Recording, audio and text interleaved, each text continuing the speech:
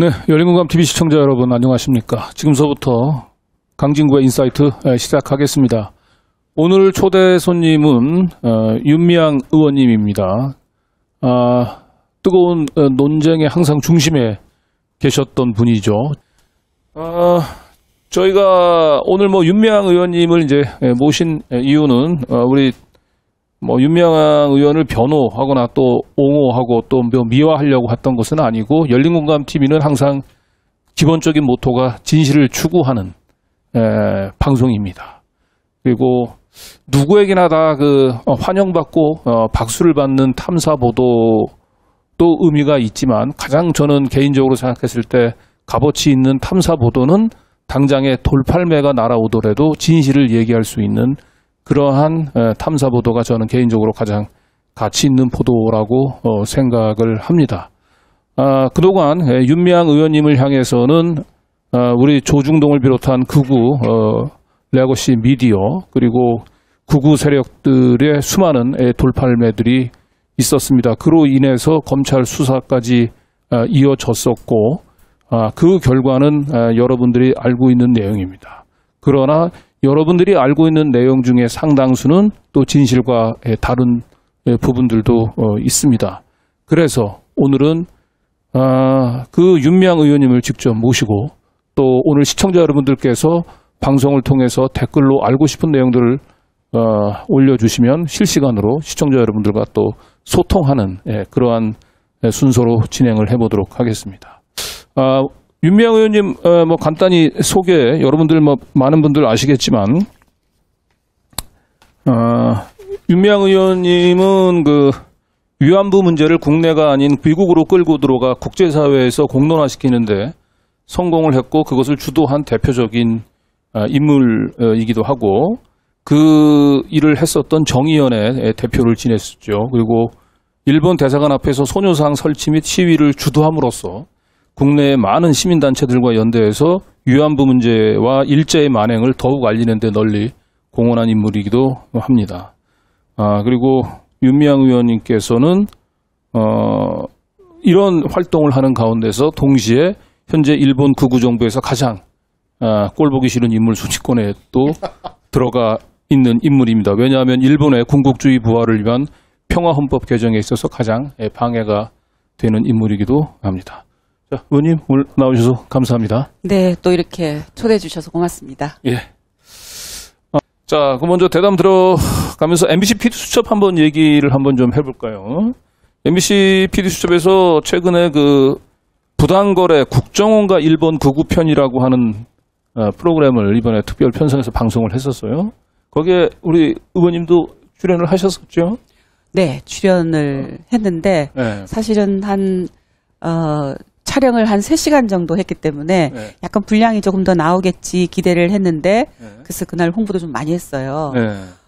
네, 약간 짧게 앞부분에 나와서 조금 서운하긴 했지만 굉장히 감사했고 또 그 기회를 통해서 제가 그동안 살아왔던 어려움을 겪었던 일들에 대해서 알릴 수 있어서 또 의미 있었다. 그렇게 생각을 합니다.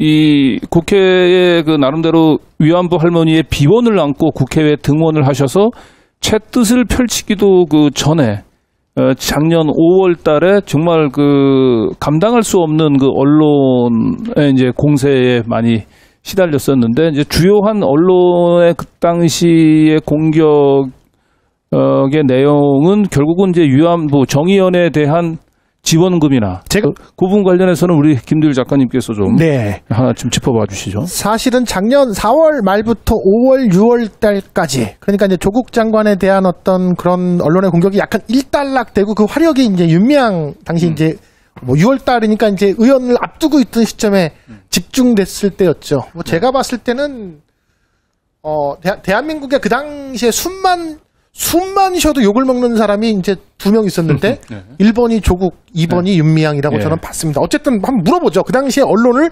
뜨겁게 달궜던 내용들.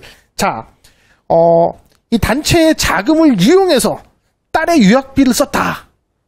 무혐의 결정 났습니다. 그러면은 그게 어떤? 그러니까 아무리 그 사건으로 저희 통장들 다, 저희 가족, 저희 친척, 저희 아는 분들 다 이미 다 조사했거든요. 남편의 형사 보상금으로 충당된 것으로 결론이 났었죠. 네네, 그랬죠. 네. 자, 그러면은 단체 자금을 이용해서 아파트를 사들였다. 그것도 다 무혐의 났습니다. 아, 네. 심지어는 그 이후에 어떤 한 의원이 현금으로 아파트 5채를 샀다라고 광모 의원이 했잖아요. 네. 그래서 그거를 검찰이 다시 또 수사를 한 거고 네. 또 탈탈탈탈 털었는데 자금이 그렇게 되지 않았던 거죠. 여기로 봤을 땐 정기 예금, 해약금과 가족 등에게 이제 차용한 돈으로 한 거로 나왔습니다. 네, 맞습니다. 자, 이제 잠깐 그렇게 검찰에서 무혐의 결정 나왔다고 얘기하니까 검찰이 여당 의원이라고 봐주기 수사한 거 아니야? 뭐 이렇게 의혹을 갖는 시청자도 있을 것 같긴 한데 검찰에서 그렇게 설렁설렁 수사하진 않았죠. 그물을 이렇게 던지나? 라는 생각이 들 정도로 저희에게 이제 누가 만났다라는 이야기를 해주잖아요. 저희가 30년 운동에 있어서 가장 힘든 게 할머니들과 할머니들 가족과의 우리가 관계를 맺는 거예요. 근데 할머니들 조카나 또 할머니들 손주나 주변의 분들 또 할머니의 자녀가 계신 분들 자녀들과 그런 분들까지 만나서 뭐 다 조사를 하고 그랬더라고요. 그래서 그냥 그때마다 죄송합니다. 얼마나 힘드셨어요. 검찰이 이제 극우 언론들의 기대에 부응하기 위한 수사 결과를 내놓기 위해서 다각도로 수사를 했던 것 같긴 해요. 저희는 다 느낌을 알지 않습니까? 검찰이 어떤 자세로 이렇게 수사에 임했는지. 네, 그렇죠. 그러니까 사모 폰드로 안 나오니까 결국은 표창장으로 가듯이 그랬겠죠. 잘잘 털은 거죠. 그런데 자, 일단은 후원금을 또는 지원금을 가지고 그 자녀 유학비 또 아파트를 구입했다라고 하는 거, 이게 사실은 그 윤미향의 대부분 많은 사람들이 공분했던 가장 상징적인 의혹들이었잖아요. 그렇죠. 근데 이게 사적으로 유용했네. 그였으니까. 결국은 이제 그 부분들은 이제 무혐의 됐고요. 네. 자, 남편이 운영하는 신문사에 정의연의 입감을 몰아줬다는 것도 당시에 세게 또 이슈가 됐죠. 그것도 아니다라고 판단이 났죠. 여러 업체로부터 견적을 받아서 가장 이렇게 낮은 견적을 낸 곳에 했다라고 하는데, 이게 또 굉장히 또 센 게 하나 나는데, 그 부친을 그 쉼터의 관리자로 등재해서 6년 동안 7,580만 원을 지급한 배임 의혹도 있었습니다. 네. 저희 아버님도 사실은 소환돼서 조사를 받았어요. 네. 근데 저희 아버님이 제가 참 존경하는 분이기도 하는데 저희 아버님을 제가 존경합니다. 근데 그 일지를 계속 쓰셨던 것 같아요. 일지를요? 다이어리에다가 오늘 눈이 왔고 오늘 전기 공사를 했고 그렇게 했던 것 같아요. 저는 모르고 있었는데 검찰이 그걸 압수해 갔거든요. 조사를 하면서 그랬대요. 일을 열심히 하셨네요. 그렇게. 6년 동안 7,580만 원이면 한 달에 정말 얼마 받지도 않으시고.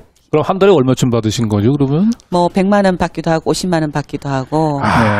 그럼 거의 최저임금도 안 주시고 아버님의 노동력을 착취하셨네. 그러니까 사실은 그곳에 누구를 이렇게 사람을 고용해서 할 수 있는 조건이 안 됐어요. 그래서 저희 내부 회의에서 여러 차례 어떻게 할까 회의를 하다가 또 집을 함부로 망치게 할 수는 없으니까 그래서 프로그램도 가끔 해야 되니까 그래서 이제 저희 그 실행위원 중에서 대표님 아버님이 계시지 않느냐. 근데 저희 아버님은 그때 당시 저희 친척 오빠가 운영하는 식품회사에서 공장장을 하고 계셨기 때문에 나오기 힘든 그런 상황이었어요. 근데 저희 아버님이 제가 또 뭔가 요청하는 일은 발벗고 나서시는 분이셔서 사실은 딸을 도와주겠다라는 마음으로 왔는데 나중에 이제 어떤 마음이 되셨냐면 내가 딸에게 혹시나 뭔가 또 피해를 주지 않나. 나 때문에 혹시 딸이 정말 검찰이 이야기하듯 뭔가 횡령한 것처럼 그렇게 되는 건 아닌가. 굉장히 자책하셨고요. 얼마나 힘들어 하셨는지 몰라요. 참 저희 부모님께는 너무나 불효녀죠. 제가. 지금 저희 시청자들의 댓글로 남기십니다. 네, 아버지의 노동력을 착취한 윤미향 의원 반성하세요. 네, 노인 학대했습니다. 사실입니다. 네, 사실입니다. 다시 이제 정리합니다. 자녀 유학비 사실이 아니고요. 그다음에 아파트 구입했다는 거 사실 아니고 아버님을 쉼터에 그 운영비라고 하는 걸로 외려 아버님에게 일단 부당한 이익을 안겨줬다. 이런 것도 배임. 자, 이것도 이제 사실이 아닌 걸로 드러났죠. 그리고 이건 정말 좀 유치한 건데 맥주집에서 1회 회식에 3,300만 원을 지출했다라는 게 그때 정말 거의 모든 언론과 젊은 사람들이 보는 커뮤니티에서 야씨 어떻게 회식을 해서 3,300만 원이나 썼어? 뭐 막 그런 내용도 있었어요. 뭐 그거에 대한 조사도 받지 않으셨습니까?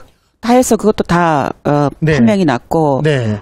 그렇게 보도했던 것도 보도 정정도 나고 결정도 정정 나고. 보도까지 난 상태인데. 네. 근데 의외로 지금 모르시는 분들이 많으신 것 같아갖고, 네, 이것도. 그거는 이제 여러 차례 지출했던 것을 이제 회계 그 기장 방식에 따라서 이렇게 한 번에 그 묶어서. 네, 한꺼번에 쓰게 돼 있으니까 그게 네. 쓰는 칸도 그러니까 사실은 그런 행정 시스템을 고쳐야 되는 건데 네.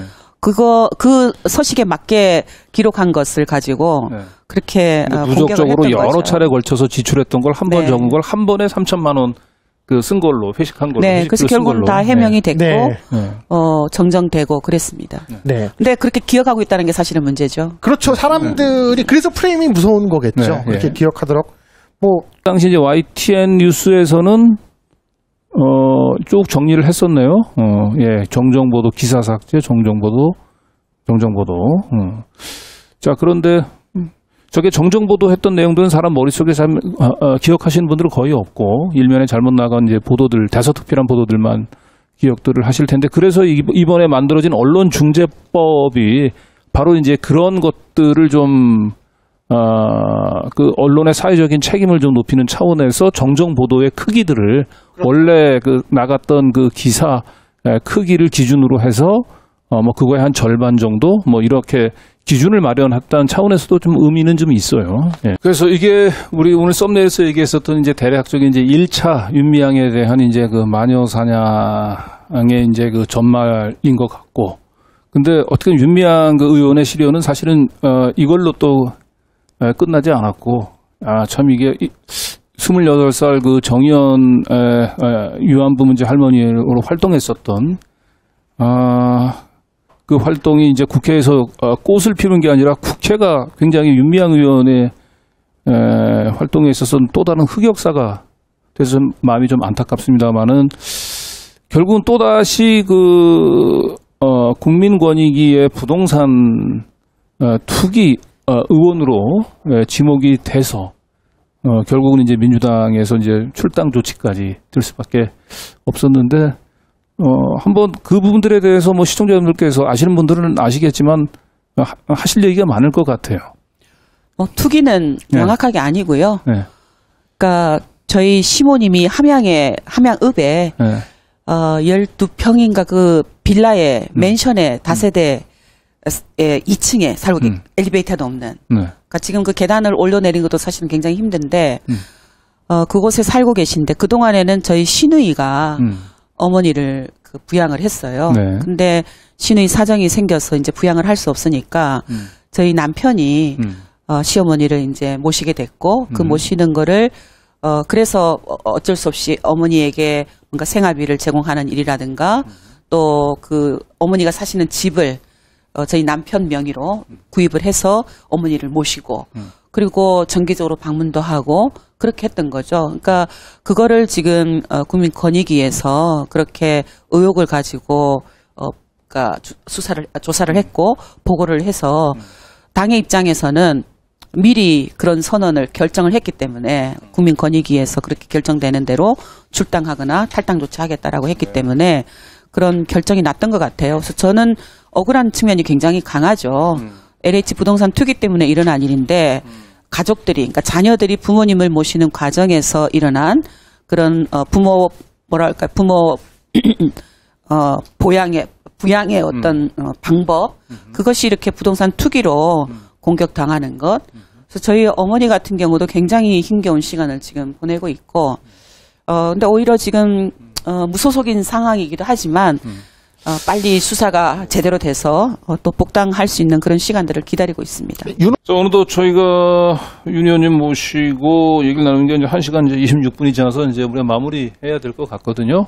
이제 돌이켜보면 뭐 굉장히 큰 순환의 과정이 있긴 했지만 이제 의정 활동 시작하신 지가 1년 한 반도 채 안 됐어요. 네. 아직 임기가 아직도 그 한 이제 2년 반 남았기 때문에 많은 그 활동을 이제 하실 수 있을 거로 보고요. 그리고 뭐 국회가 아니라 하더라도 그 위안부 문제가 해결되지 않는 한 우리 윤 의원님이 반드시 해야 될 그런 역할들이 우리 사회에 꼭 있을 거라고 보는데 앞으로 21대 국회 남은 기간 동안 본인이 생각하고 있는 그 정치 활동 또 나중에 또 다시 활동가로 돌아가시더라도 윤미향 앞으로의 남은 삶 이 부분들에 대해서 한번 이 각오와 계획들을 좀 듣는 것으로 오늘 대담을 좀 마무리하도록 하겠습니다. 앞으로 남은 기간 동안 제가 국회에 온 사명을 저는 결코 잊을 수가 없습니다. 일본군 위안부 할머니들에게 더 많은 친구들이 만들어질 수 있도록 세계 각지에 그런 호소하는 활동들도 계속 펼쳐나갈 것이고 그래서 저희 방에는 지금 상임위 활동으로 노동과 환경 제가 말씀드렸듯이 거리 위에 서 있는 분들 그분들에게 좀 가까이 가는 정책들을 만드는 거 계속 하고 싶고 그리고 특별히 저희 방에는 평화와 인권 팀이 있어요. 네. 그래서 평화와 인권 이슈를 조금 더 적극적으로 정책으로 반영할 수 있도록 과거사 이슈들 또 무엇보다도 약자들의 이슈 그런 것을 국제적으로 함께 연대해서 펼쳐나갈 그런 생각을 갖고 있습니다. 그래서 많이 부족하겠지만 그리고 그동안 저에게 만들어진 그런 프레임들이 여전히 강고하게 있겠지만 저는 말씀하셨듯이 진실의 힘을 믿고 있고요. 그리고 이 자리를 빌어서 말씀드리고 싶은 거는 죽음 앞에서 내가 언제 죽을 것이라는 걸 다 알고 있었음에도 불구하고 죽음 앞에서 나는 희망을 잡고 산다. 나를 따라 라고 하셨던 우리 김복동 할머니의 말씀을 저는 아마 눈을 감을 때까지 잊을 수 없을 것입니다. 그래서 그 김복동 할머니의 희망이 사람에게 있었거든요. 사람들을 향해서 할머니의 죽음을 옆에서 지켰던 여러 사람들을 향해서 있었기 때문에 돌아가셨지만 그 옆에 수많은 사람들이 있어서 희망을 잡고 살 수 있도록 그렇게 만들어가고 싶고 그래도 역시 희망이다 라는 이야기를 마지막으로 하고 싶습니다.